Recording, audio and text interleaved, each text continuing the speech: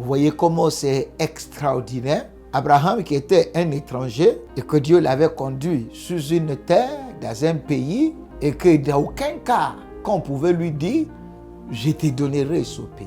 Je veux déjà dire à une personne que Dieu n'a pas voulu simplement bénir ta maison, mais Dieu veut te donner ce qui est au-delà de ta pensée. Nous ne servons pas un petit Dieu, nous servons un grand Dieu. Et à lui appartient la terre et tout ce qu'elle renferme.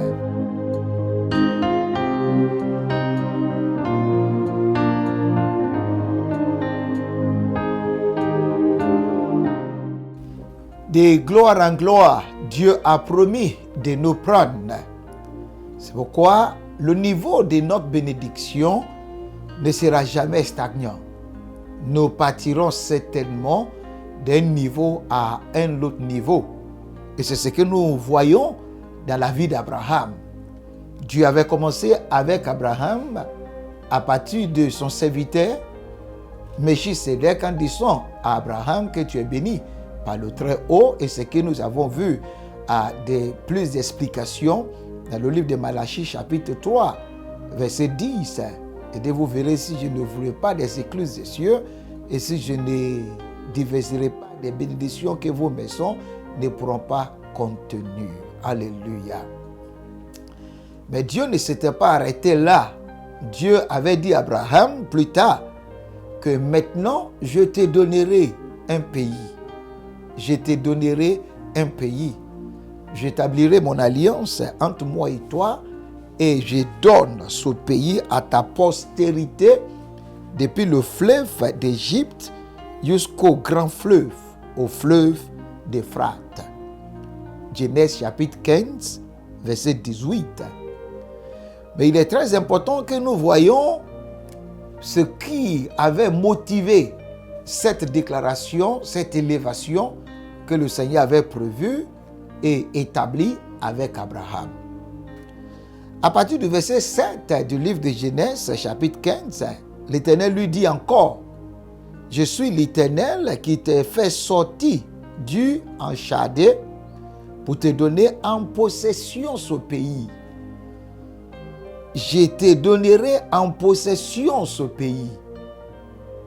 Vous voyez comment c'est extraordinaire. Abraham qui était un étranger et qui s'est déplacé d'une longue distance, un endroit appelé Ur de Chaldée, et que Dieu l'avait conduit sous une terre, dans un pays habité déjà, occupé déjà. Et on dira que cet homme est un étranger et que dans aucun cas qu'on pouvait lui dire « je te donnerai ce pays ». Je veux déjà dire à une personne que Dieu n'a pas voulu simplement bénir ta maison, mais Dieu veut te donner ce qui est au-delà de ta pensée. Ce que tu ne pouvais jamais imaginer, Dieu veut te le donner. Ce que nous pensons sont bons, mais ils sont souvent limités. Mais nous devons nous connecter à la pensée illimitée de notre Dieu. Nous ne servons pas un petit Dieu, nous servons un grand Dieu. Et à lui appartient la terre et tout ce qu'elle renferme. Il avait dit dans le livre d'Agé, chapitre 2, verset 9, il dit: à moi la terre, or et l'argent m'appartient. Dieu disait à Abraham que je ne suis pas seulement le Tout-Puissant, je suis l'Éternel. Et je veux te donner en possession ce pays. Et au verset 8, c'était tellement étonnant. Abraham répondit: Seigneur éternel, à quoi connaîtrai-je que je le posséderai? Je le veux. C'est vrai que tu m'annonces, mais moi aussi maintenant je le veux. Je veux que tu me donnes ce pays. Mais à quoi connaîtrai-je que je le posséderai? Verset 9, et l'Éternel lui dit: prends une génisse de 3 ans, une chèvre de 3 ans, un bélier de 3 ans et une tourterelle et une jeune colombe. Incroyable. Abraham posait la question: à quoi connaîtrai-je? Mais Dieu lui dit: voici comment tu vas savoir comment tu seras convaincu, je veux que tu m'apportes 5 types d'animaux. 5 types d'animaux. Et il les avait précisés: une génisse de 3 ans, une chèvre de 3 ans, un bélier de 3 ans, une tourterelle et une jeune colombe. Le Seigneur veut nous donner beaucoup de choses. Mais il est très important que nous lui demandons: Seigneur, que veux-tu que je fasse? Quel type de sacrifice veux-tu que je t'offre? Tu m'as promis un pays. Moi-même, je veux le pays. Mais que dois-je faire? La plus grande chose qui peut arriver à un homme est de connaître ce qu'il doit offrir à Dieu. Les conditions que le Seigneur pose pour que sa promesse, pour que ses paroles soient réalisées dans sa vie.